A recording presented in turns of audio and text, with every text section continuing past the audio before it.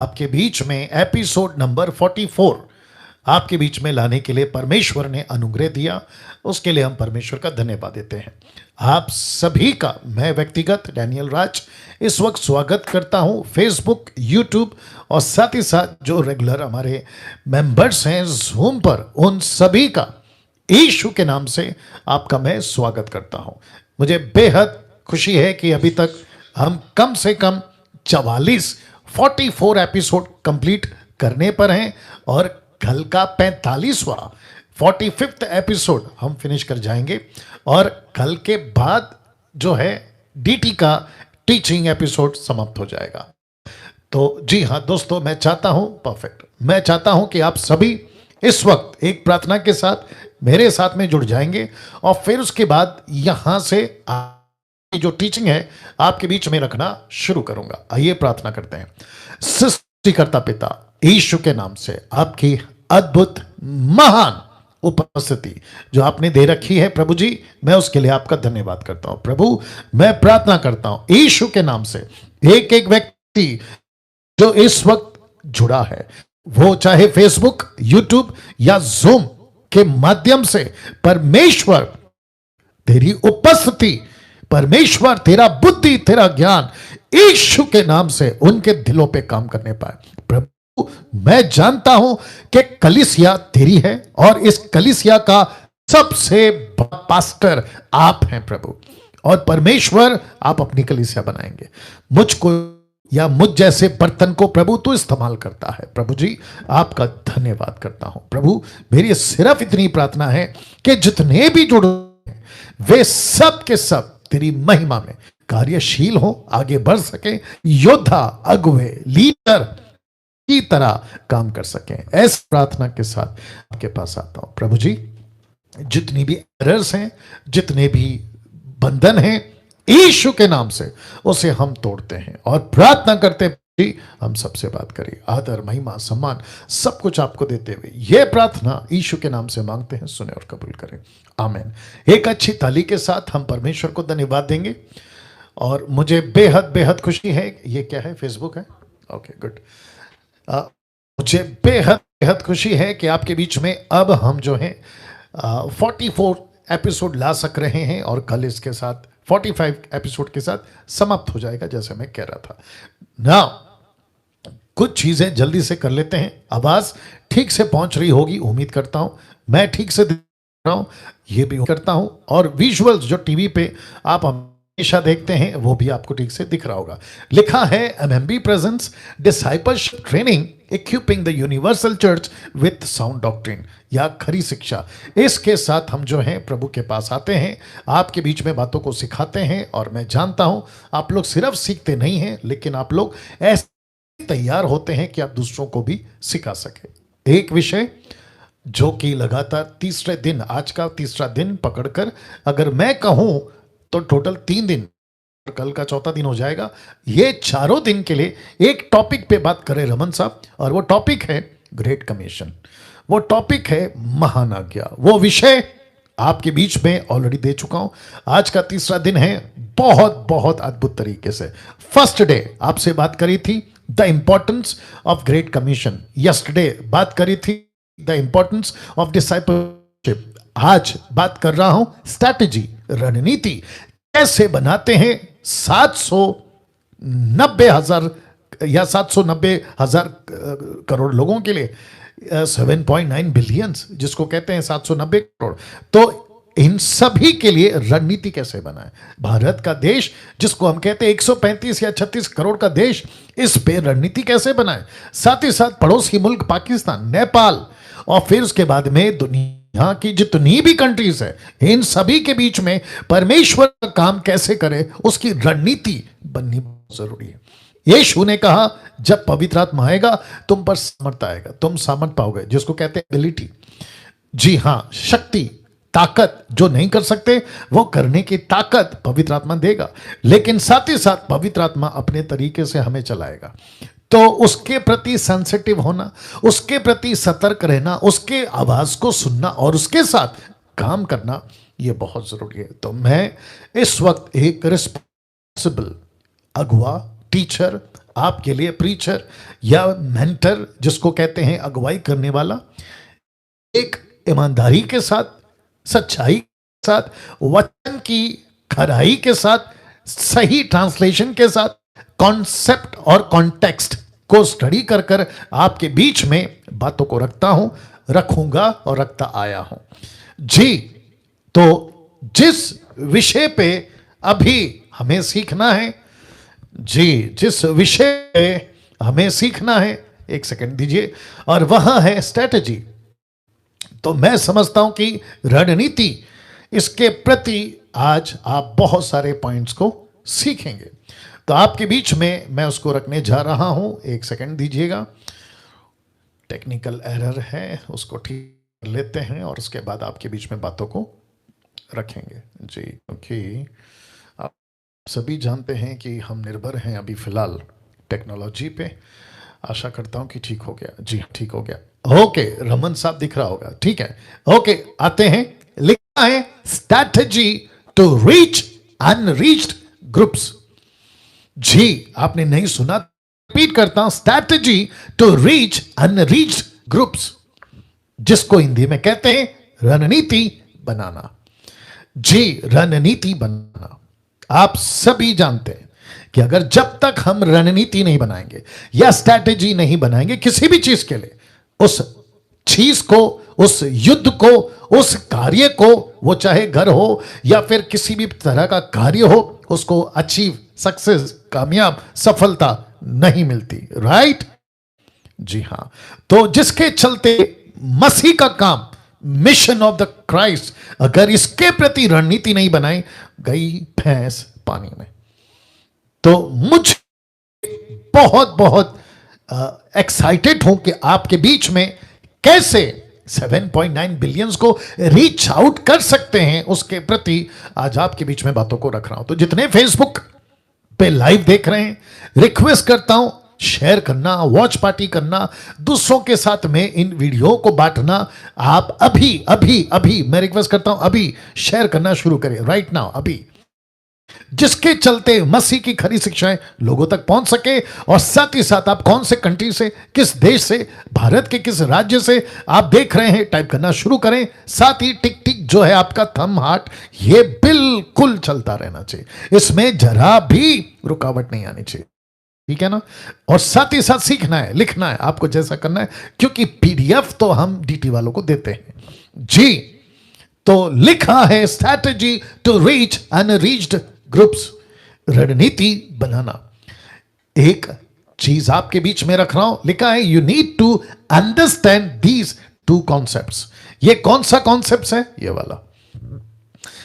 एक लिखा है आ कल्चर और दूसरा लिखा है अदर्स कल्चर। इंग्लिश में आ कल्चर एंड अदर्स कल्चर। आप देख सकते हैं कि कैसे तरह तरह के राष्ट्रों के कलरफुल आप देख सकते हैं जातियां। आप इसको अभी और ठीक से देख पाएंगे जी। तो जिसके चलते आपके बीच में लिखा इंग्लिश, हिंदी देता हूं, अपनी संस्कृति और दूसरा है अन्य संस्कृति। क्या कभी आपने सोचा था या कभी आपने प्लान किया था कि परमेश्वर जिसने मुझको और आपको बचाया, उसने हमको दो संस्कृति में रखा है, जिसको कहते हैं दो जातियां। एक है आपकी जाति, दूसरी है दूसरों की जाति, जिसको कहते हैं अपनी संस्कृति और दूसरा है अन्य संस्कृति। नाउ आप सभी जानते हैं भारत एक ऐसा देश है जो संस्कृतियों का देश है, जिसमें रिचुअल्स, फंक्शंस, कल्चर भयंकर है, अद्भुत है, और 90% इसका रिश्ता मूर्ति पूजा से होता है। आप सभी इस बात से वाकिफ हैं। तो जिसके चलते मैं समझता हूं कि जब आप रीच आउट करते हैं किसी को, जैसा लिखा है रीचिंग, रख देता हूं, लिखा है या strategy to reach unreach group, reach unreach group. तो अगर आप दूसरों तक पहुंचना चाहते हैं तो आपको समझना होगा कि आपका कल्चर क्या है, दूसरों का कल्चर क्या है। Is that right? आपकी संस्कृति क्या है, दूसरों की संस्कृति क्या है। नहीं तो क्या होगा पता है, आप अपनी संस्कृति दूसरों पे थोपोगे और दूसरों की संस्कृति पे घुस जाओगे। तो जिसके चलते ना वो जीत पाएंगे, मसीह में पहुंच पाएंगे, ना आप ठीक से मसीह का काम कर पाएंगे। तो जिसके चलते मैं कुछ बातें आपके बीच में रख रहा हूं। हम सभी जानते हैं, बहुत ध्यान से सुनिएगा, मैं बाइबल टीचर हूं इसलिए थोड़ा सा डिटेल में जाता हूं, ठीक है ना। हम सभी जानते हैं कि यीशु यहूदी था, यीशु का जन्म यहूदी देश में था, यीशु प्रोफेसी यहूदियों ने की। यीशु के बारे में जितने भी राजा या जितने भी भविष्यवक्ता आए थे, उन सब का कनेक्शन यहूदी, इज़राइल, इज़राइल यहूदी से था। Is that right? जी हाँ। यीशु का पहराव, यीशु का रहन सहन, यीशु का खान पान, यीशु का तरीका, यीशु के डायलॉग्स, यीशु का वचन, यीशु के sarcastic बातें, व्यंग, वो सब किससे कनेक्टेड था? यहूदियों से। यीशु की बातचीत यहूदियों से, यहूदियों के स्टाइल में। यीशु का पहराव यहूदियों के हिसाब से। यीशु की बातें यहूदियों के हिसाब से। तो जब आप यीशु को पढ़ते हो, खास करके 4 किताबें, मत्ती, मरकुस, लूका, योना, है ना? मत्ती में 28 है, मरकुस में 16 अध्याय है, लूका में 24 है, योना में 21 है। आप जब इन अध्यायों को पढ़ते हो तो आपको एक छवि दिखती है।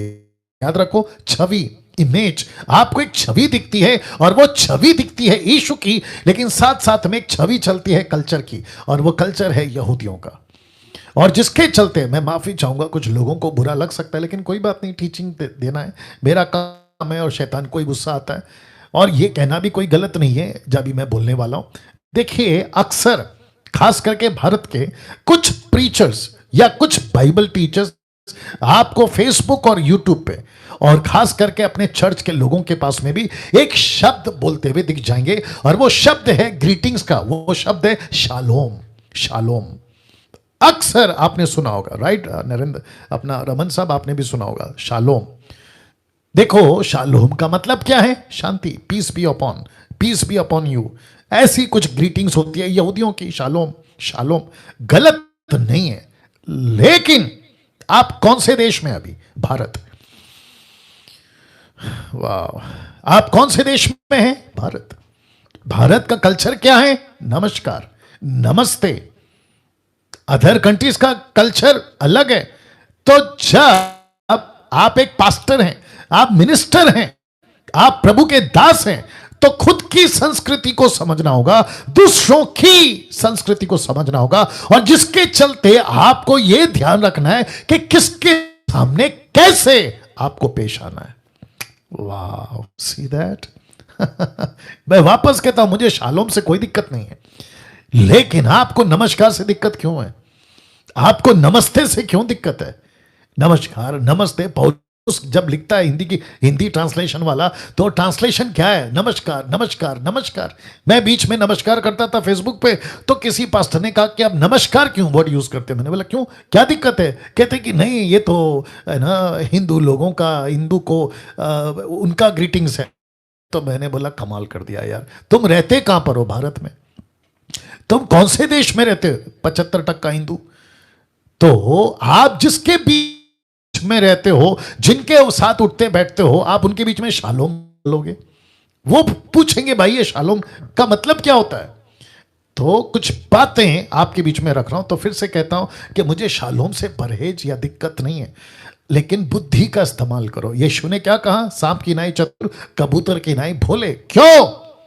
ताकि मुझको, आपको पता चले कि हम जो करते हैं वो कहां पे करते हैं और किस तरीके से करते हैं। तो कुछ वचन रखना, मजा आएगा। तो यहूदी का छवि, यहूदी की बातें, यहूदियों का कल्चर आपको बाइबल के अंदर 99.9% मिल जाएगा, राइट रमन साहब? तो इसके चलते समझता हूं कि एक ऐसा कंट्रोवर्शियल, एक ऐसी डिबेट, एक ऐसा डिबेट तो खैर नहीं बोलना चाहिए, लेकिन बातचीत चली कि अन्य जाति जो यीशु में आते हैं, उनका खतना, सरकमसेंस करना चाहिए या नहीं करना चाहिए। इस विषय पे पतरस, याकूब, फिलिप और फिर उसके बाद में पौलुस, इन सब की मीटिंग हुई। कहां? यहां। इन सब की मीटिंग हुई। तो मीटिंग के चलते, या अजय दास साहब देख रहे हैं, गुड, ओके। लिखा है प्रेरितों की किताब उसका 15 का 19, और फिर ठीक नीचे प्रेरितों की किताब 15 का 28। तो जब चर्चा हुई कि अन्य जाति उस वक्त के जब ये यीशु को अपनाएं तो इनके साथ क्या क्या किया जाए, तो लिखा है इसीलिए मेरा विचार, ये मेरा कौन? प्रेरित। तो प्रेरित कहते हैं मेरा विचार यह है कि अन्य जातियों में से जो लोग परमेश्वर की ओर फिरते हैं, कन्वर्ट होते हैं, स्वीकार करते हैं, आप लोग जानते हैं मेरा कन्वर्ट से मतलब है क्राइस्ट फॉलोवर, ठीक है? तो लिखा है कि उन्हें दुख ना दे। ये जो शब्द है ना दुख, ये खतना की बात हो रही है, खतना।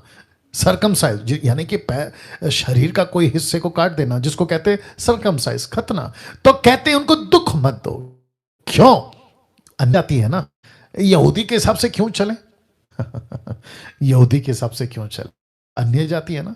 अच्छा, फिर इसी को थप्पा थप्पा समझते, स्टैंप मार दिया पवित्र आत्मा ने। कहां? 28 में लिखा है, पवित्र आत्मा को और हमको यह ठीक जान पड़ा कि इन आवश्यक बातों को छोड़ तुम पर और बोझ ना डालें। यह कौन सा बोझ? संसार का नहीं। कौन सा बोझ? खतना की बात कर रहा है। तो कहता है कि जो अन्य जाति प्रभु के पास आते हैं, आवश्यक बातों को छोड़। कौन सी आवश्यक बातें? बहुत लंबी लिस्ट थी, मैंने नहीं रखा, लेकिन आपको बता देता हूं। जैसा व्यभिचार, नशा, शराब, चोरी, लालच, संसार की बातें, इन सब से दूर रहो। और उसके बाद तुम यीशु पे आओ, और किसी प्रकार का मसीहों के ऊपर जो अन्य जाति से आते हैं, किसी प्रकार का कोई बोझ नहीं डालना। कैसा लग रहा है? वाह! यह व्यक्ति जिसको मैं बहुत पसंद करता हूं, फोटो देख लीजिएगा, इसका नाम है पौलुस जी। ये कहता है 1 कुरिन्थी 9 का 20 से 23 में, ये क्या कहता है आइए देखें। कहता है, मैं यहूदियों के लिए यहूदी बन गया, यहूदियों के लिए यहूदी बना कि यहूदियों को खींच लाऊं, मतलब उनका उद्धार करूं।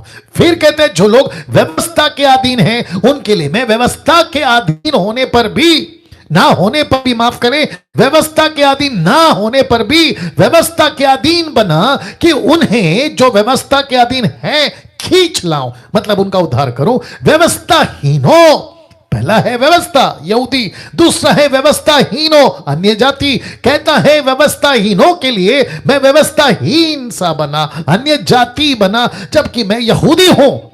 मैं अन्य जाति बना कि व्यवस्थाहीनों को खींच लाऊं। मैं निर्बलों के लिए निर्बल बना कि निर्बलों को खींच लाऊं। मैं सब मनुष्यों के लिए सब कुछ बना कि किसी ना किसी रीति से कई एक का उद्धार कराऊं।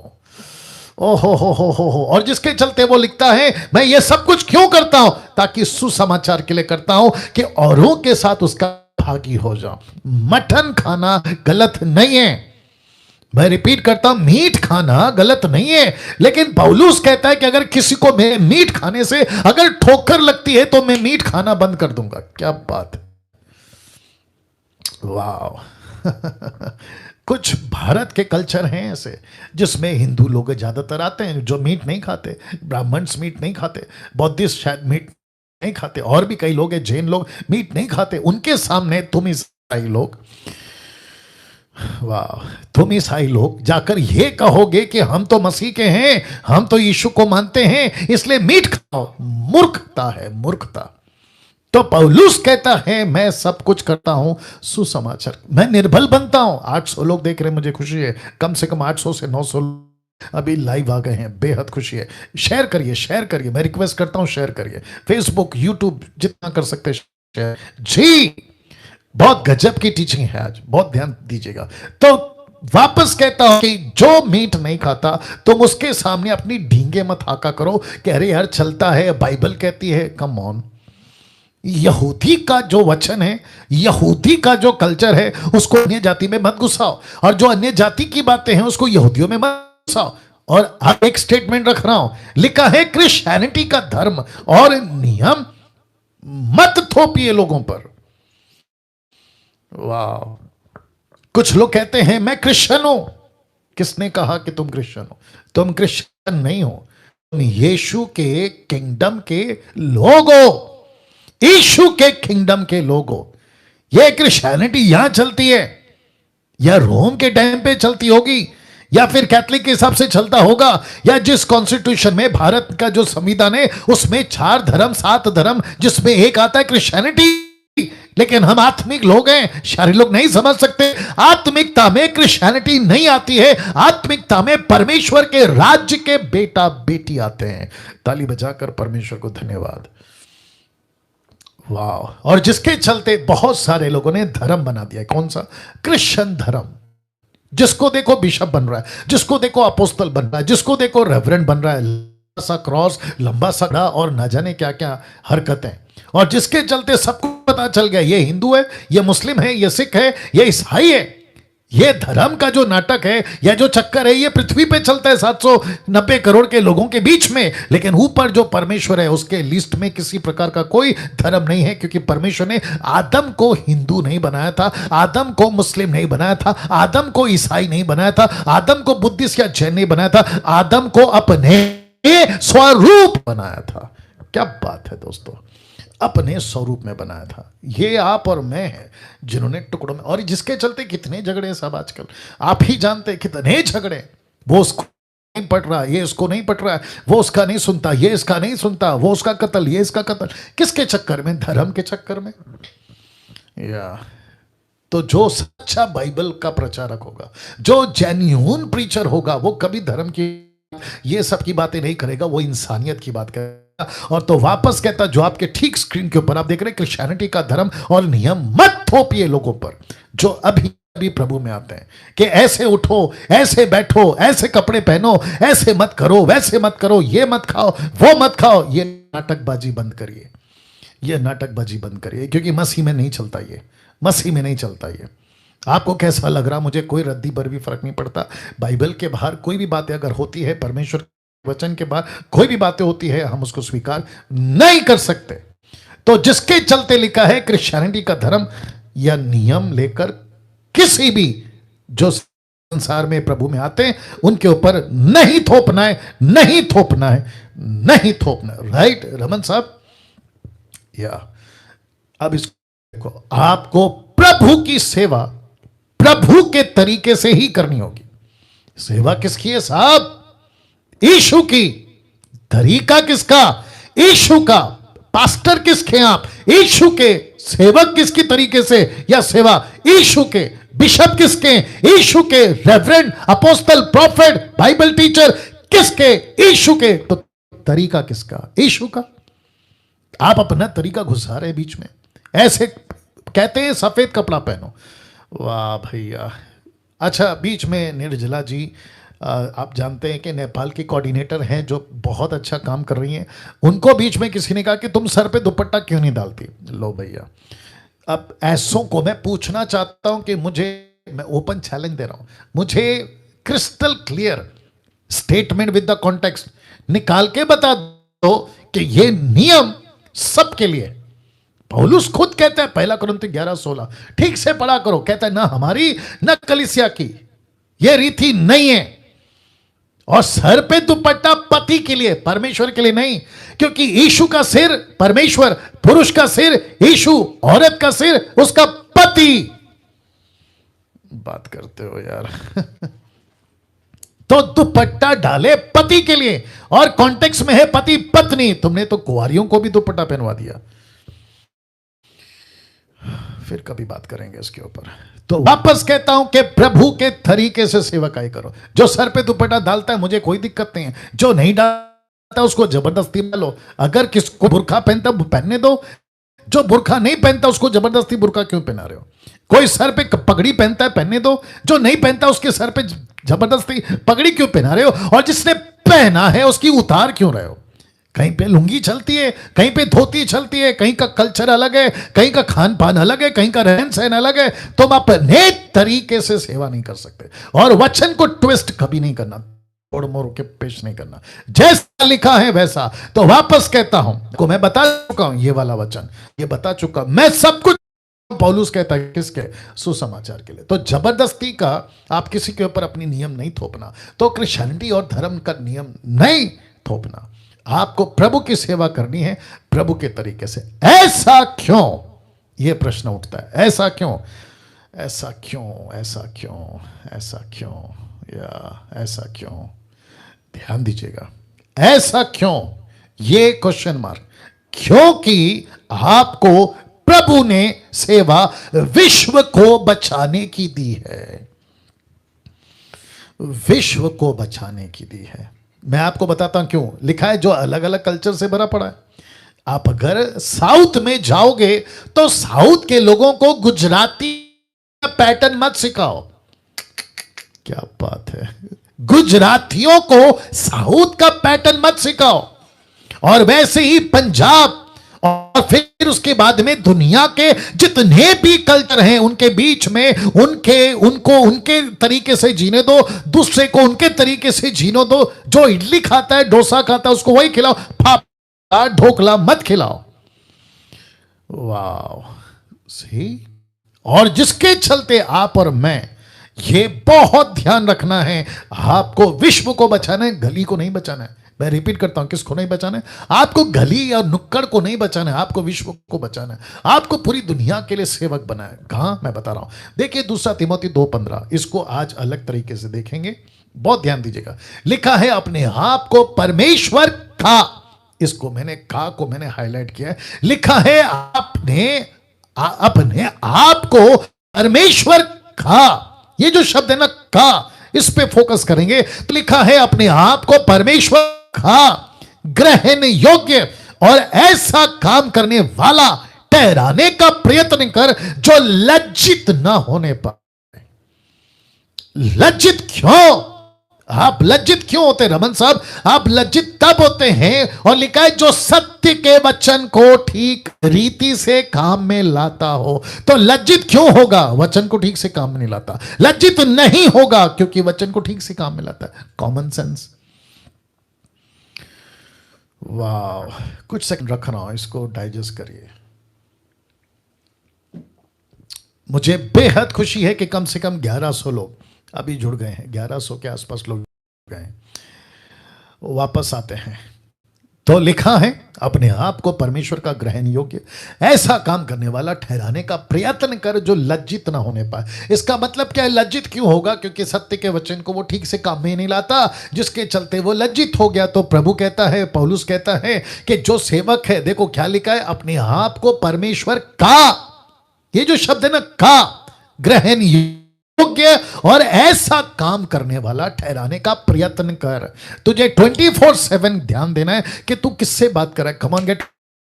जितने पास्टर्स लीडर्स मुझे सुन रहे हैं, गेट रेडी। आप किससे बात कर? जो प्रीचर्स है ऑनलाइन, मस्तन के रमन साहब आपको भी, निर्जला जी आपको, नेतन साहब आपको, और जितने भी सुरेश कामले, पॉल, जितने भी हैं, सबको कहना चाहता हूं, आप जब फेसबुक पे, यूट्यूब पे बात करते हैं, आपको बी केयरफुल, आप क्या बात करते हैं, क्योंकि आपको दुनिया भर के कल्चर के लोग सुन रहे होते हैं। आपको दुनिया भर के कल्चर के लोग सुन रहे होते हैं। या कुछ लोग कहते हैं सफेद कपड़ा पहनो, कुछ लोग कहते हैं सोना मत पहनो, कुछ लोग कहते हैं मेकअप मत करो, makeup makeup makeup makeup makeup makeup, जो भी है। लेडीज को कहते हैं लिपस्टिक मत लगाओ, ले गजब है। उसका पति को पसंद है, तू बीच में अपनी टांग क्यों डाल रहा है? वो कहता है तुम इतने बाल क्यों बनाते भाई, तेरे को क्या तकलीफ है? तेरे सर पे बाल नहीं उग रहे, जिसके अच्छे खासे उसको तेरे को उसको देखकर तकलीफ हो रही है। देखिए, परमेश्वर का ये शरीर है, जिसको कहते हैं रमन साहब ये परमेश्वर का मंदिर है, इसको आप नहीं संभालेंगे तो कौन संभालेगा? तो फिर प्रश्न उठता है, कुछ लोग कहते हैं मेकअप मत करो, कुछ लोग कहते हैं कि आप है ना बहुत सादा रहो, दुनियादारी, तो फिर ब्रश मत करो सुबह उठ के, आप जो साबुन यूज करते हैं नहाने के टाइम पे वो मत करो, आप जो शैम्पू यूज करते हैं वो मत करो, तो फिर कैसे चुड़ैल जैसा लगोगे? हद हो गई यार। मेरा बेटा मेरे सामने बैठ के हंस रहा है। अब आप सोचिए, आपके घर के बच्चे, आपका बेटा, आपकी लड़की सुबह उठते ही ब्रश नहीं किए, आप खुद माँ बाप, आप नहाते नहीं है महीनों से, आपस में घर पे रह पाओगे रमन साहब? आप सोच के देखिए, मुर्दा घर जिसको कहते हैं ना, मैयत का घर, मुर्दा घर, वहां पे ऐसी बदबू आती घर पे आने लगेगी। तो परमेश्वर ने बुद्धि दिया है, बुद्धि उसका इस्तेमाल करिए। तो ऐसे किसी प्रकार का नियम जिसके चलते तुम लज्जित हो जाओ। मैं वापस कहता हूं, मैं बहुत रिस्पॉन्सिबल बाइबल टीचर हूं, मुझे कई लोग सुनते हैं, मुझे इस बात का ज्ञान है, मुझे इस बात का सेंस है। मैं किसी भी प्रकार का कोई मूर्खता का स्टेटमेंट नहीं दूंगा। मैं हमेशा कहता हूं, मैं पूरी तैयारी के साथ आता हूं। बहुत ध्यान से सुनना होगा आप लोगों को बातों को। तो जिसके चलते किसी पेंटिकोस्टल कैरिस्मेटिक, इसका उसका, ये मेन लाइन, वो साइड लाइन, वो अप लाइन, ये डाउन लाइन, किसी प्रकार का कोई क्रिश्चियनिटी का धर्म या नियम मत थोपो। वचन से बात करो, वचन से लेके चलो, और जैसा वचन को ठीक से, इंग्लिश में लिखा है rightly dividing the word of truth, ठीक से इस्तेमाल करो। जिसके चलते यीशु मसीह ने डांट लगाई। देख लो आप, यीशु ने डांट लगाई। जितने फेसबुक पे अभी जुड़ रहे हैं, मैं रिक्वेस्ट करता हूं, कहां से जुड़ रहे हैं? आप अपना टाइप करके बताते रहिए, टिक टिक चलता रहे और साथ ही में शेयर शेयर करिए, शेयर करिए, अभी करिए शेयर, अभी अभी, राइट नाउ, राइट नाउ। ईशु ने डांट लगाई, कुछ सेकंड रख रहा हूं। ईशु ने डांट लगाई। ये डांट क्या है साहब, देख लीजिएगा। मत्ती 23:14 लिखा है, तुम मनुष्यों के विरोध में स्वर्ग के राज्य का द्वार बंद करते हो। क्या लिखा है? परमेश्वर यीशु कहता है, तुम मनुष्यों के विरोध में स्वर्ग के राज्य का द्वार बंद करते हो। ना तो आप उसमें प्रवेश करते हो, ना उसमें प्रवेश करने वाले को प्रवेश करने देते हो। इसका मतलब है, ना खुद जाओगे स्वर्ग, ना दूसरों को भेजोगे जो तुम्हारे को फॉलो करते हैं। तो इसको कहते हैं, जो कि वचन आगे लिखता है, कहता है, अंधा अंधे को रास्ता नहीं दिखा सकता। अंधा अंधे को रास्ता नहीं दिखा सकता। या सोनू को हिल जी कह रहे हैं, शेयर करो, शेयर करो। Thank you Sonu, God bless you. Now इसी को कंटिन्यू करूंगा। वचन 15 देखो, यीशु की डांट को कंटिन्यू कर रहा हूं। लिखता है कि हे कपटियों या शास्त्रियों, फरीसियों, तुम पर हाय। हाय का मतलब क्या पता है? कर्स बी अपॉन यू, श्रापित। कहता है, शास्त्री फरीसियों, तुम पर श्राप, तुम पर हाय। क्यों इतना गुस्से में क्यों है साहब यीशु मसीह? इतने एंग्री, इतने गुस्से में क्यों है? कहता है, तुम एक जन को अपने मत में, अपनी कम्युनिटी में, रिलीजियस में, अपने धर्म में, अपने मत में लाने के लिए सारे जल और थल, मतलब जमीन आसमान को एक कर देते हो। और वो जब कन्वर्ट हो जाता है, उद्धार पा लेता है, जब वो तुम्हारे मत में आ जाता है, तो लिखा है, तुम उसे दूना नरकीय बना देते हो, 2 गुना नरकीय बना देते हो। नहीं तो अपना क्या नाम है, रमन साहब, कभी ये वचन पढ़ा था? लिखा है कि तुम एक ऐसे व्यक्ति को दुगना नरकीय बना देते हो। मतलब वो व्यक्ति तो पहला कहता है नहीं जाएगा, कि तुम नहीं जाओगे। जब तुम नहीं जाओगे तो वो कहां से जाएगा? फिर कहता है कि वो संसार में अच्छा खासा था, लेकिन जब तुमने उसको अपने मत में, यानी कि अपने रिलीजन में लेकर आया, यहूदी बना दिया, तुमने उसको दुगना नरकीय बना दिया, दुगना। Wow, can you believe this? वैसे ही आज चल रहा है। इसको कहते हैं आसमान से गिरे, आगे बोल दीजिए, खजूर में आके, या खजूर में अटके। अच्छा खासा संसार में था, तो वहां पे तो नाश हो ही रहा था, उसकी जिंदगी वैसे ही नरक जा रही थी। लेकिन तुमने क्या किया? अरे चर्च में जुड़ जाओ, क्रिश्चियन बन जाओ, यहूदी बन जाओ।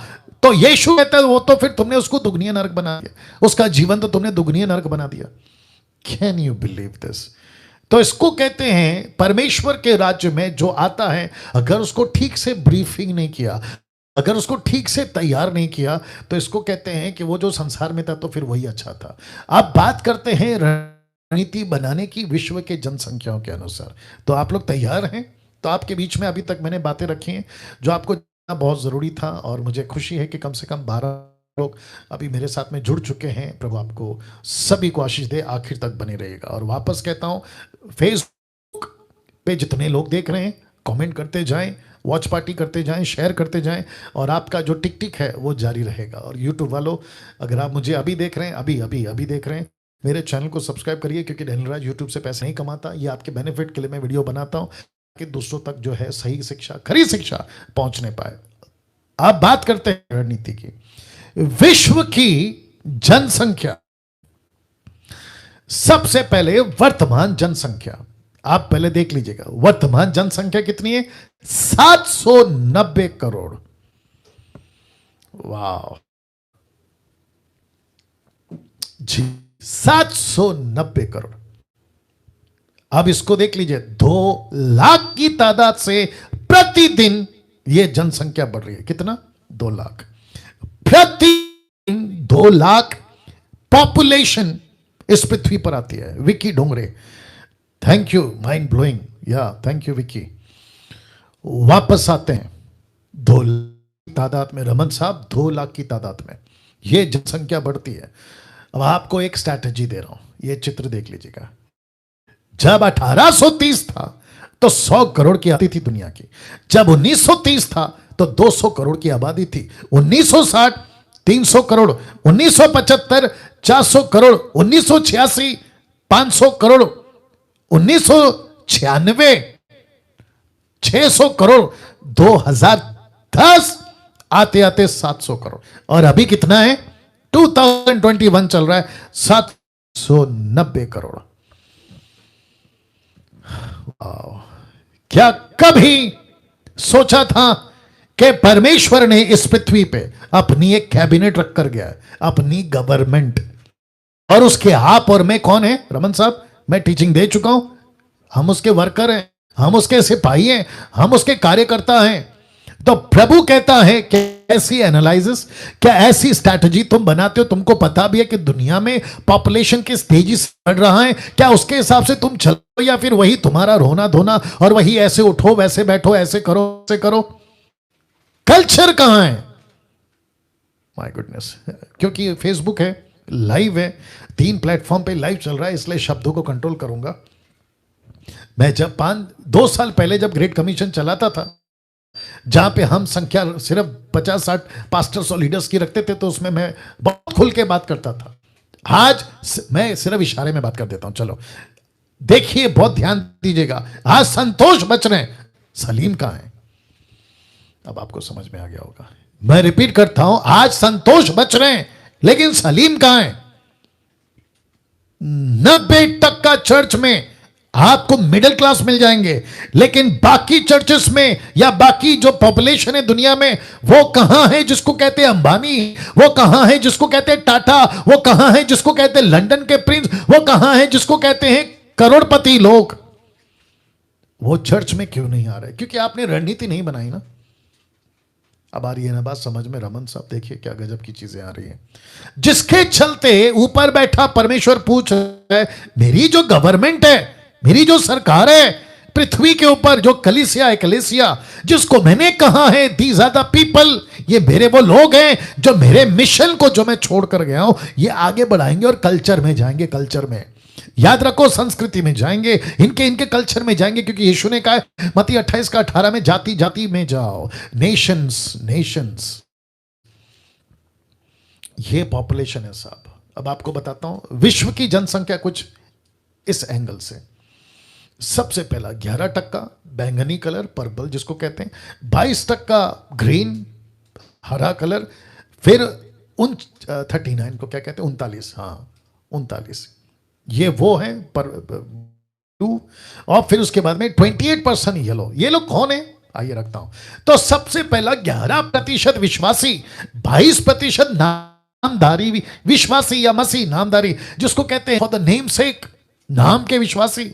उसके बाद में 39% क्षेत्र जहां सुसमाचार प्रचार पहुंचाया गया है, उन्होंने स्वीकार नहीं किया लेकिन पहुंचने की सुविधा है, उनकी भाषाओं में बाइबल है, न्यू टेस्टमेंट है, कोई ना कोई लिटरेचर है, लेकिन 28% सुसमाचार की कोई जानकारी नहीं है। तो वापस कह रहा हूं, 11% कौन है? विश्वासी। 22% कौन है? नामधारी विश्वासी। 39 को क्या कहते हैं? 39 या सुसमाचार पहुंचा तो है लेकिन प्रभु स्वीकार किया नहीं किया, वो बात का विषय।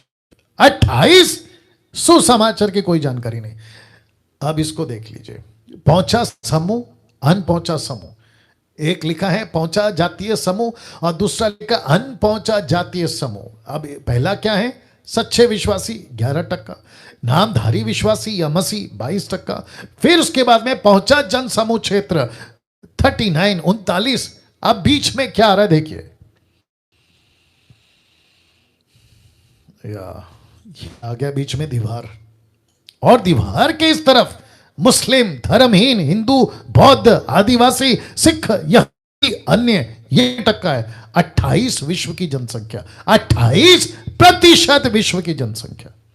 मैं कुछ सेकंड इसको रख रहा हूं, डाइजेस्ट करिए। या तो अभी प्रश्न उठता है, वापस पीछे जा रहा हूं, अभी प्रश्न उठता है क्या ये जो विश्वासी 11%, चलो इनकी पोस्टमार्टम करते हैं, तो इसमें कितने ऐसे हैं जो सच्चे हैं? इनमें कितने ऐसे हैं जिनका कोई ना कोई प्रॉब्लम है? कोई पाप में है, कोई नशे में है, कोई विचार में, कोई पैसे के लालच में है, कोई संसार की बातों में, पिक्चर के गाने, थिएटर में जाना, संसार की बातों में पढ़ना, इनमें से अगर मैं कटौती करते चला जाऊं तो मुझे लगता है 6% भी नहीं बचेंगे। फिर बात करते 22% पूरा का पूरा रिजेक्ट, टोटल रिजेक्ट। इसको गिनती में नहीं ले सकते, क्योंकि ये कौन है? नामधारी। क्रूस पहनते हैं लेकिन क्रूस पे चढ़ा यीशु नहीं चाहिए। बाइबल को रखते हैं लेकिन जिसको बाइबल सिखाती उसको नहीं करेंगे। चर्च जाते हैं लेकिन चर्च का मतलब नहीं पता। खुद का नाम ईसाइयों का रखा है लेकिन ईसाई कौन है यानी यीशु ये नहीं जानते। 39% ऐसे लोग जहां सुसमाचार तो पहुंचा है लेकिन कन्वे या उनको गवाही या उन तक ठीक से पहुंचना नहीं, और बीच में आ गई दीवार। और जिसको कहते हैं 28%, ऐसी जनसमूह जिसमें किसी प्रकार का कोई काम नहीं हो रहा है। अब इसको देखिए, राष्ट्र जहां सबसे अधिक अनपहुंचे जाति समूह, सबसे पहला नेपाल। कितने यूपीजी हैं जिसको कहते हैं अनरीच पीपल ग्रुप 242। बांग्लादेश 291 यानी कि 291, 291। फिर उसके पाकिस्तान 381। अब लीजिए आपका चाइना, चीन, वो है 442। अब बात करते हैं भारत की, देखो कितना है 2291। इसको कहते हैं अनरीच ग्रुप।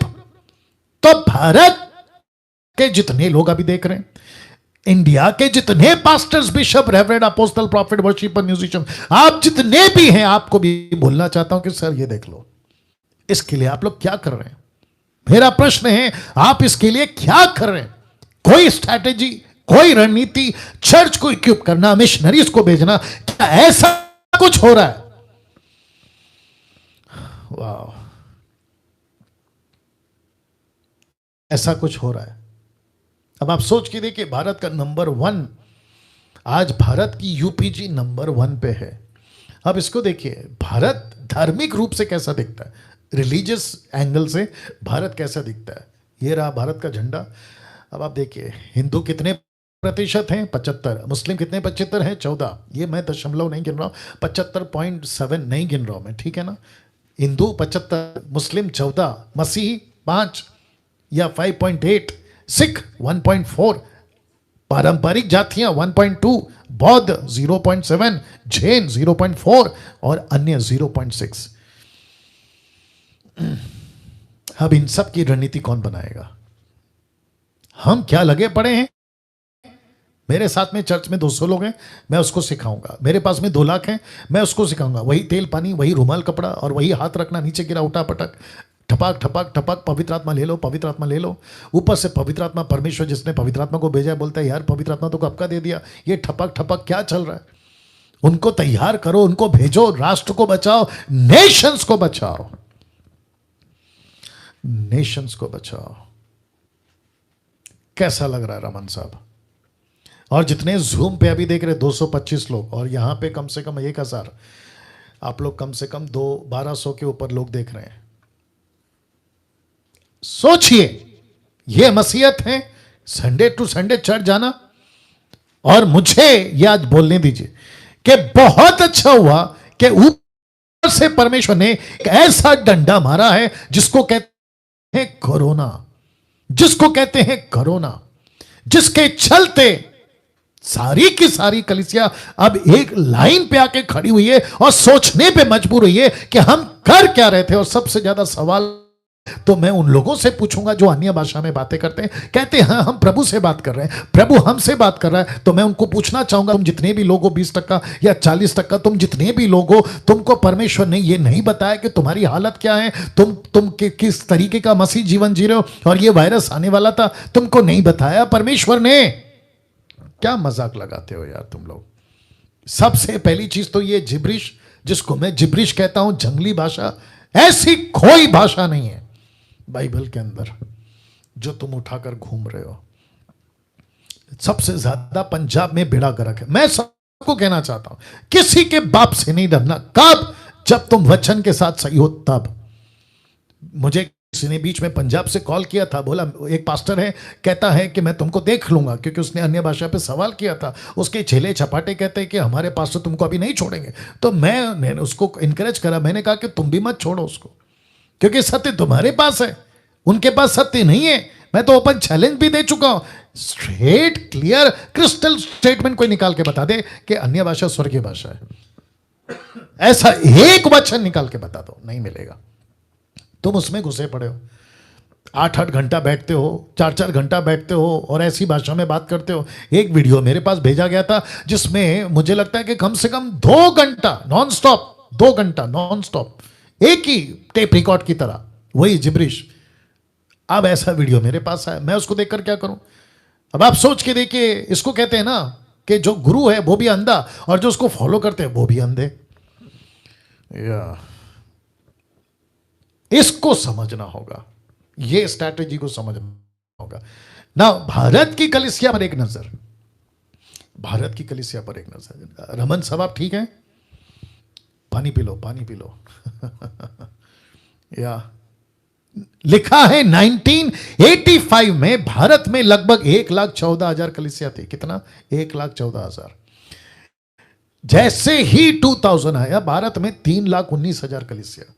उसके बाद 2000 आते आते 3,77,000, 73 को 77 अगर कहते हैं, या 373 कलीसिया है, 3,73,000। कुछ लोगों का मानना है कि 5 लाख आराधना करने वाली समुदाय यानी कि छोटे छोटे ग्रुप भारत में प्रचार्य मसीह 3.9% की तेजी से प्रतिवर्ष बढ़ रही है अभी फिलहाल। और लिखा है कि कम से कम 30,000 नई कलीसिया प्रतिवर्ष रोपण की जा रही हैं। 30,000 कलीसियाएं प्रति वर्ष। अब इसको देखिए, भारत में 1 लाख से भी अधिक पूर्णकालिक सेवक सेवा कर रहे हैं, मतलब फुल टाइम वर्कर्स।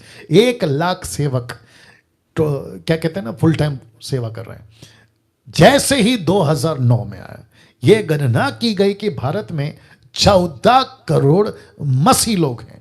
2009 में 14 करोड़ भारत में यह गणना की गई कि लगभग 14,000 लोग प्रतिदिन मसीह में आ रहे हैं। अच्छी बात है, लेकिन आपको मैं शॉकिंग न्यूज देता हूं। भारत एक ऐसा देश है जहां लिखा है 14,000, लेकिन आपको पता है चाइना, जहां सब प्रकार की बंदिश है, जहां बाइबल बैंड है, चर्च ओपन में नहीं चल सकता, वहां 30,000 लोग प्रतिदिन प्रभु में आ रहे। 30,000। अब इसको देखिए, लिखा है परंतु प्रतिदिन 46,000 बच्चे पैदा होते हैं। 46,000 बच्चे पैदा होते हैं। तो मतलब इसको कहते हैं कि आप जीत तो रहे हो 14,000, लेकिन उसका डबल से भी ज्यादा बच्चे पैदा हो रहे हैं, जिनके लिए आपको कहता है कि आपके लिए चैलेंजेस पैदा हो रहे हैं, जिनको जीतना है, जिनको जीतना है आपको, या 3 गुना जिनको जीतना है। वाह सी। अब इसको देखिए साहब, महानाज्ञा की कलीसियाएं परिस्थितियों के कारण नहीं बढ़ती, वे यीशु की आज्ञा मानते हैं और उनके पास बढ़ने के लिए बुद्धिपूर्ण योजना होती है, इसीलिए वो बढ़ती है। कौन सी कलीसिया? महानाज्ञा की कलीसिया। ऐसी कलीसिया में मैं आपका वेलकम करता हूं। मसीह मंथन क्या कर रहा है? ऐसी कलीसिया पे काम कर रहा है।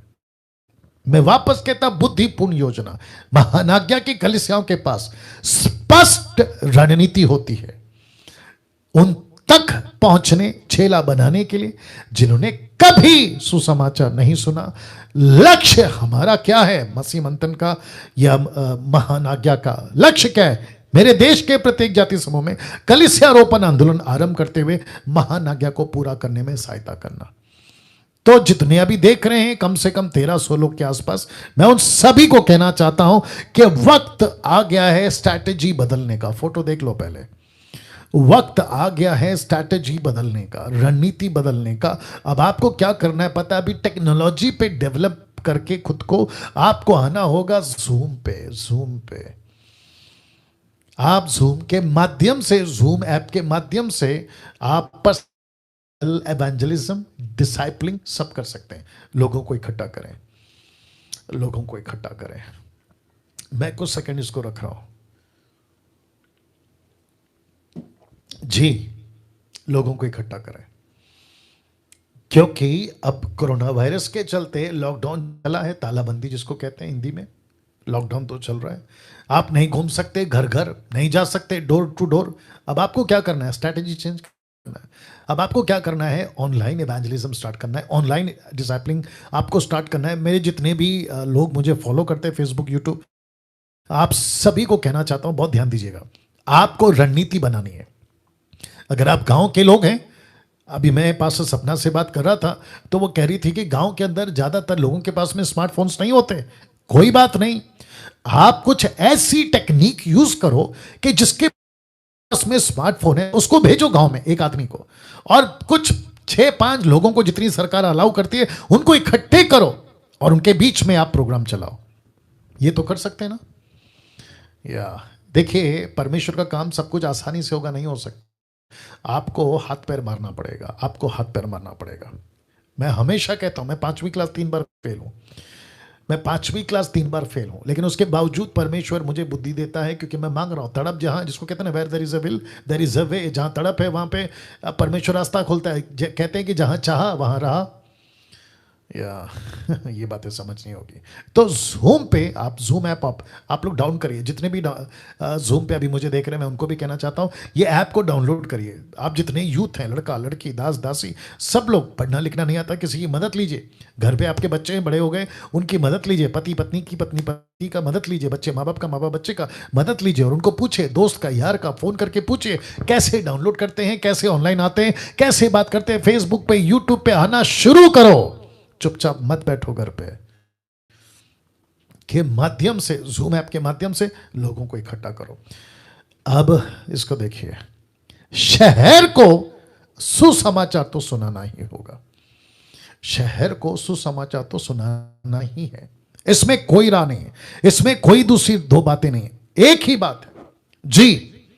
और पौलुस क्या कहता है पता है? देखिए क्या कहता है।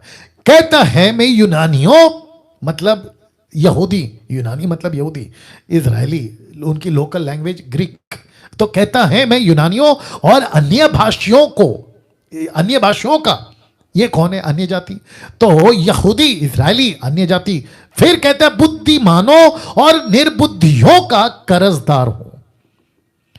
ओ ओ ओ ओ, आप लोग नहीं समझे शायद अभी भी। तो पौलुस किसका कर्जदार है? शहर का।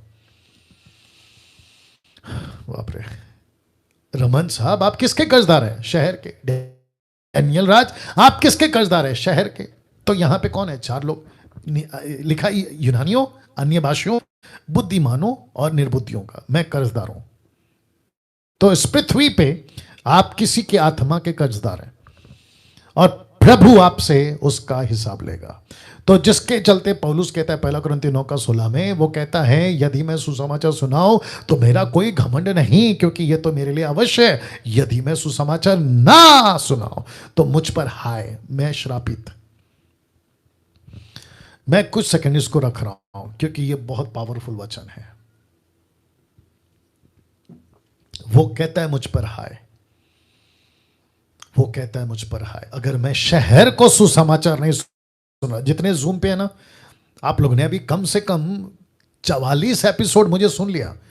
घर बैठे थे, बीच में नीता जी को किसी ने कॉल किया। नीता जी अगर आप देख रही हैं तो सुनिए, नीता जी को किसी ने कॉल किया, बोला अरे पास्टर जी जो हैं अभी कल से बंद कर देंगे, अब डीटी के बाद हम क्या करें, हमको तो आदत लग गई है। तो नीता जी ने कहा कि क्या फर्क पड़ता है, पास्टर नहीं आते हैं तो आप लोग अपना प्रीचिंग स्टार्ट करो, आप लोग अपना काम करो। यही तो मैं भी कह रहा हूं। आपको क्या करना है? आपको पूरी जिंदगी इनपुट इनपुट इनपुट करना है कि आउट गोइंग भी चाहिए। सांस लेते रहोगे कि साथ बाहर भी छोड़ोगे, नहीं तो तुम तो वैसे ही मर जाओगे। तो इसको कहते हैं आपने जितनी शिक्षा ली है, अब आपका फर्ज है, क्योंकि तुम कर्जदार हो। देखो रख रहा हूं, कर्जदार, कर्जदार, तुम किसी के कर्जदार हो। प्रभु आपसे हिसाब लेगा। तो कहता है अगर मैं सुसमाचार नहीं सुनाऊं तो मुझ पर हाय। जो प्रभु का काम नहीं करता उसको हक नहीं है परमेश्वर से प्रार्थना करने का कि मेरी रोटी मुझे दे। तो इसलिए तो लिखा ना, जो मजदूर का काम करेगा उसी को तो वेतन मिलेगा। महानाज्ञा की कलीसियाएं गंभीरता से यीशु के दर्शन, आदेश, रणनीति को कलीसियारोपण के लिए लागू करती है। अब ये देख लो, मैंने आपके बीच में रखा था जिसको कहते हैं 1040 विंडो। 1040 विंडो आपको पता चल गया। देखो 40 ऊपर 10 नीचे, 1040 विंडो जी। इस हिस्से में मैंने आपको बताया था, आपका भारत है, आपका इस्लाम कंट्री, बौद्ध है और साथ ही साथ में नॉन रिलीजन। इसके बीच में प्रेरितों की किताब 1:8 रखा हूं मैंने। क्यों? क्योंकि इस 1040 विंडो में आपका यरूशलेम है जिसको कहते हैं आपका शहर, आपका यहूदिया है जिसको कहते हैं आपका राज्य, आपका समरिया है जिसको कहते हैं आपका पड़ोसी, और आपकी पृथ्वी के छोर जिसको कहते हैं अनपहुंचे लोग, अन्य जाति, एथनिक ग्रुप्स, दूसरे कल्चर के लोग इसमें रहते हैं। आपका सबसे बड़ा टारगेट चेला बनाना और नई कलीसियाओं का स्थापना करना अन्य संस्कृति में, अन्य संस्कृति में, अपनी अपनी संस्कृति में और अन्य संस्कृति में। परमेश्वर की इच्छा क्या है? पृथ्वी का प्रत्येक संस्कृति जाति समूह उसके राज्य में शामिल हो, यह है उसका मकसद। तो आप लोग इस मकसद में शामिल हैं तो आपको मैं सैल्यूट करता हूं। अगर आप इस मकसद में शामिल नहीं है, भैया गई भैंस पानी में। अब इसको देखो, हमारे चारों और अनपहुंचे लोग तक पहुंचने के लिए 2 प्रस्ताव आपके बीच में रख रहा हूं। आप कैसे पहुंच सकते हैं पास्टर डैनियल? मैंने आपको क्या कहा था? इंपॉर्टेंस ऑफ ग्रेट कमीशन सिखाऊंगा, इंपॉर्टेंस ऑफ मेकिंग डिसाइपल बताऊंगा, हाउ टू इवेंजलाइज बताऊंगा, कैसे जाना है ये बताऊंगा। तो ये अभी उस प्रक्रिया में चल रहे हैं। तो लिखा है हमारे चारों और अनपहुंचे लोगों तक पहुंचने के लिए 2 प्रस्ताव। सबसे पहला, नए लोगों को उन्हीं के बीच में तैयार करके भेजना। दूसरा, नए लोगों में से मिशनरियों को तैयार करके भेजना। तो आप सबसे पहला क्या कर सकते हैं? जिस कल्चर का जो व्यक्ति उद्धार पाया उसी के बीच में उसको भेजो। लेकिन ऐसा भी हो सकता है कि गुजराती वाला गुजराती में जाकर अपना काम करे पहला, लेकिन गुजराती वाले को बोझ जाए कि मैं जाके साउथ में काम करूं, तो उसको कहते हैं मिशनरी। अपने कल्चर को छोड़ के दूसरे कल्चर में जा रहा है, अपनी भाषा को छोड़ के दूसरी भाषा में जा रहा है, अपनी रीति रिवाज को छोड़कर दूसरे रीति रिवाज में जा रहा है, उसको कहते हैं मिशनरी। तो ये 2 तरीके हैं, एक है खुद का कल्चर, दूसरा है दूसरों का कल्चर। कैसा लग रहा है? आप लोग समझ रहे होंगे बात को। मसीह जीवन क्या कहा था पतरस को यीशु ने? मेरे पीछे चल, मैं तुझे मछली पकड़ने वाला बनाऊंगा। मछली पकड़ते हैं, कैसे पकड़ते हैं साहब? भाजी काटते हैं क्या आप जाके खेत में? नहीं। आप क्या पेड़ से फल तोड़ रहे होते हैं क्या? नहीं। मछली पकड़ने का टेक्निक होता है, मछली पकड़ने का तरीका होता है, उसको जाल कैसे डाले स्ट्रैटेजी है, उसको कैसे फंसाएं मछली को, उसकी एक रणनीति है। तो प्रभु ने पतरस को कहा कि जैसे तू मछली पकड़ता है स्ट्रैटेजी से, वैसे मैं तुझे मनुष्य पकड़ने वाला बनाऊंगा। क्या बात है! आप क्या कर सकते हैं? सबसे पहला 3 लोगों को पकड़ो, वो 3 को ऐसे तैयार करो कि वे अपने 3 तैयार करें, फिर वे अपने 3, वे अपने 3, वे अपने 3, वे अपने 3, वे अपने 3, ऐसे करके आप क्या कर सकते हैं? आपका अपनी संस्कृति में आप देख लीजिएगा, नए लोगों को उन्हीं के बीच में, मतलब उन्हीं के कल्चर में एक कलीसिया, अन्य कल्चर में उनकी बड़ी कलीसिया। तो एक है अपने लोगों में और दूसरा है मिशनरी बनाकर दूसरे लोगों में। ऐसे काम होता है। कैसा लग रहा है पास्टर डैनियल? क्या ये पॉसिबल है? क्या ये हो सकता है? ऑफ कोर्स हो सकता है। कैसे? एक व्यक्ति है, उसका नाम है, रख दे रहा हूं, यंग काय की कहानी। ये कैसा व्यक्ति जो चाइना में था लेकिन अभी वो ऑस्ट्रेलिया में है। इस व्यक्ति ने क्या किया, इसकी सफलता बताता हूं आपको। जब इसके पास में 30 लोग थे, 2000 नवंबर में 30 लोगों से शुरू किया था। 3 महीने के बाद इसके पास में 27 छोटे छोटे हाउस शुरू हो गए। उसके बाद 2001 में एक समूह ने अपने क्षेत्रों में इस समूह ने अपने क्षेत्रों में, देख लीजिएगा, 906 छोटे समूह आरंभ किए। 900 2001 में। उसके बाद 1 साल में सुसमाचार को 17 नगरों में उन्होंने पहुंचाया। उसके बाद 10,000 से भी अधिक लोग 1 साल में मसीह के पास आ गए। फिर उसके बाद अगले साल 2002 में उन्होंने 3,000 से भी अधिक घर कलीसिया, जिसको कहते हैं ना हाउस चर्च, आरंभ किए और फिर 50,000 से भी ज्यादा लोगों को बपतिस्मा दिया। अब आपको पता है इसके पास में आज कितने लोग हैं? इससे तो ज्यादा हैं, लेकिन मैंने ऐसे ही रखा है, बल्कि इससे ज्यादा है, 17 लाख लोग।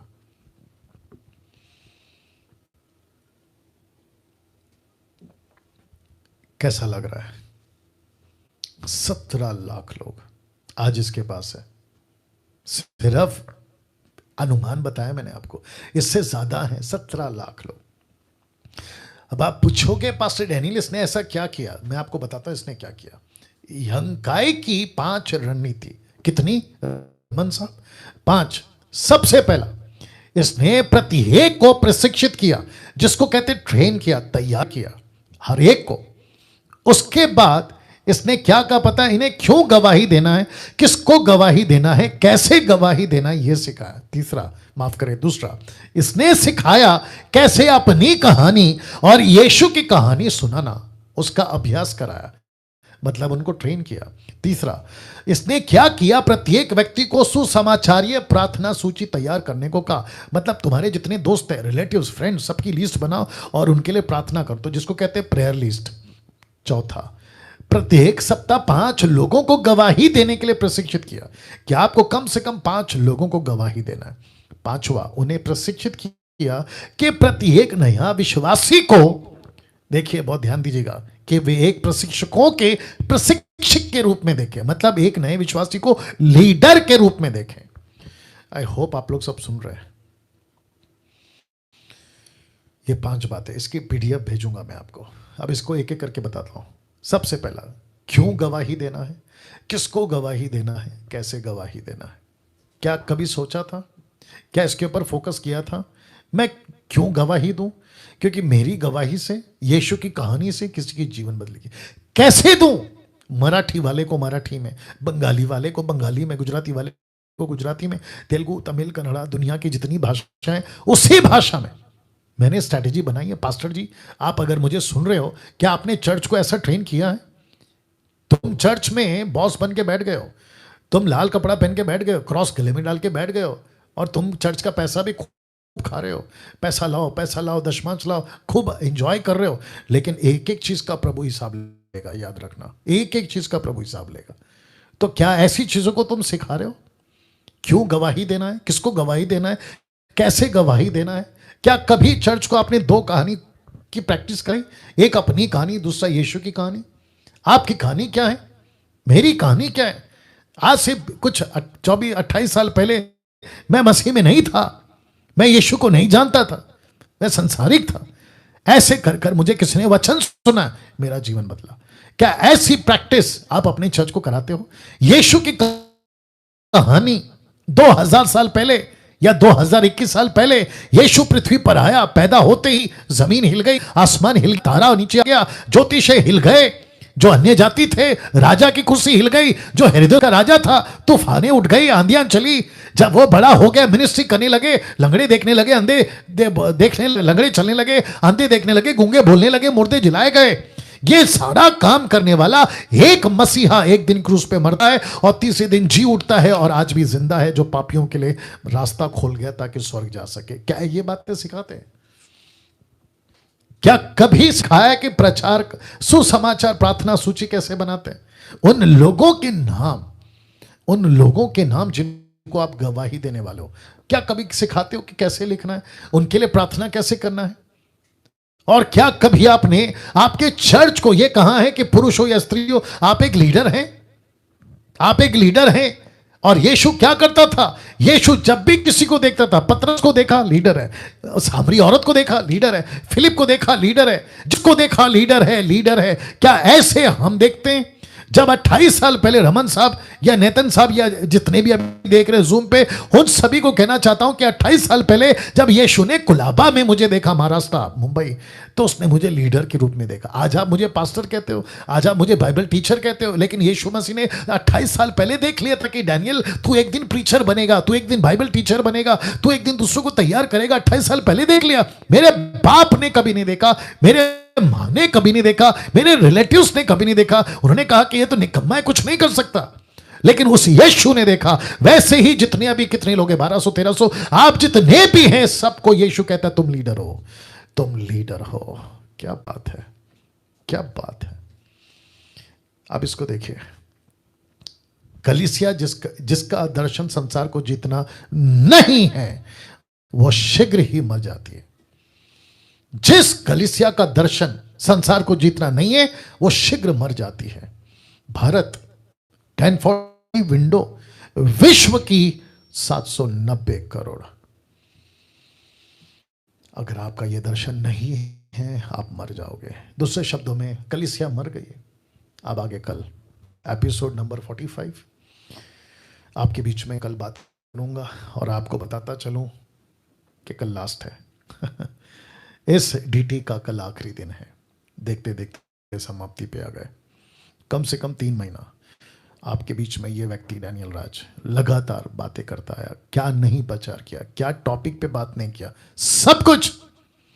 कल बात करूंगा कि आपको क्या करना है। कल बात करूंगा कि आपके साथ एक व्यक्ति है, उसका नाम है पवित्र आत्मा। कल बात करूंगा कि आपकी चाह, आपका पैशन, आपकी धड़प किस में होनी चाहिए। मसीह मंथन बैठक इसी इसी काम में है। मिशंस के लिए, मिशनरीज के लिए अगर आप कुछ देना चाहते हैं, सुमन वैद्य जो मसीह मंथन की ट्रेजरर हैं, आप उनको कॉल कर सकते हैं। ये उनका नंबर है। मैं रिक्वेस्ट करता हूँ, काफ़ी लोग आगे आ रहे हैं लेकिन ये काफ़ी नहीं है, क्योंकि हम कई तादाद में मिशनरी को भेजना चाहते हैं भारत में। और हमको अमेरिका का पैसा नहीं चाहिए, अफ्रीका का पैसा नहीं चाहिए, हमको भारत का पैसा चाहिए। भारत को बचाने के लिए भारत का पैसा काम आएगा। www.masihmanthanbaitak.com वेबसाइट को विजिट करें। मसीह मंथन ऐप है, इसका जानकारी रखें।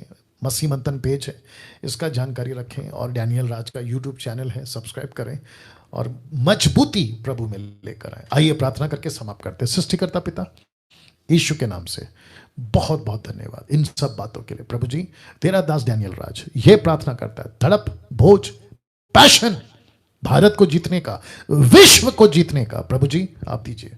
आदर, महिमा, सम्मान सब कुछ आपको देते हुए प्रभु जी ये प्रार्थना यीशु के नाम से मांगते हैं। सुने और कबूल करें। आमीन।